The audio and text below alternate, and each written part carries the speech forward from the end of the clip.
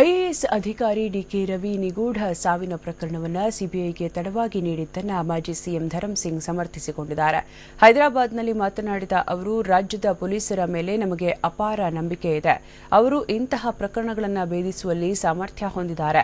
ತಾವು ಸಿಎಂ ಆಗಿದ್ದಾಗ ಹಲವಾರು ಕೇಸ್ಗಳನ್ನು ಸಿಐಡಿ ಪೊಲೀಸರು ಭೇದಿಸಿದ್ದಾರೆ ಅಂತ ಹೇಳಿದರು.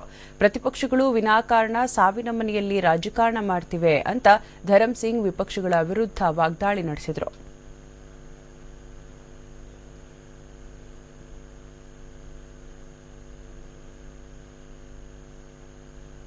ಮುಖ್ಯಮಂತ್ರಿಗಳು ಕೂಡ ಹೇಳಿದ್ದಾರೆ. ಅದರ ಬಗ್ಗೆ ನಾನು ಹೆಚ್ಚು ಹೇಳೋಕ್ಕೆ ಪ್ರಯತ್ನ ಪಡ್ತಾ ಇಲ್ಲ. ಅದರ ಬಗ್ಗೆ ನಾನಾ ಕಾರಣಗಳಿವೆ.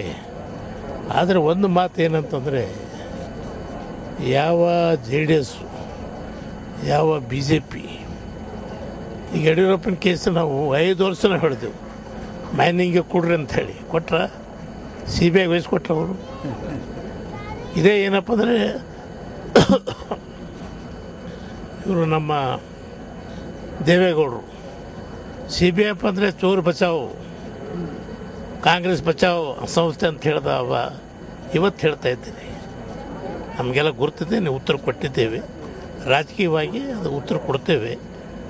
ಅದರ ಬಗ್ಗೆ ಅವತ್ತು DK ರವಿಯವರು ಒಳ್ಳೆ ಕಾರ್ಯಕರ್ತ ಇದ್ದ, ಕೆಲಸ ಮಾಡ್ತಾಯಿದ್ದ. ಅವನ ಬಗ್ಗೆ ನಮಗೆ ಹೆಚ್ಚು ಅನುಕಂಪ ಇದೆ. ಅದ್ರ ಬಗ್ಗೆ ಮಾತಿಲ್ಲ. ಇವತ್ತು ಪೊಲಿಟಿಕಲ್ ಪಾರ್ಟೀಸು ಈ ಒಂದು ಸಂದರ್ಭದಲ್ಲಿ ಏನು ಇವತ್ತು ರಾಜಕೀಯ ಮಾಡ್ತಾ ಇದ್ದಾರೆ, ಆ ರಾಜಕೀಯ ಒತ್ತಡಕ್ಕೆ ನಾವು ಮಣಿತಾ ಇಲ್ಲ.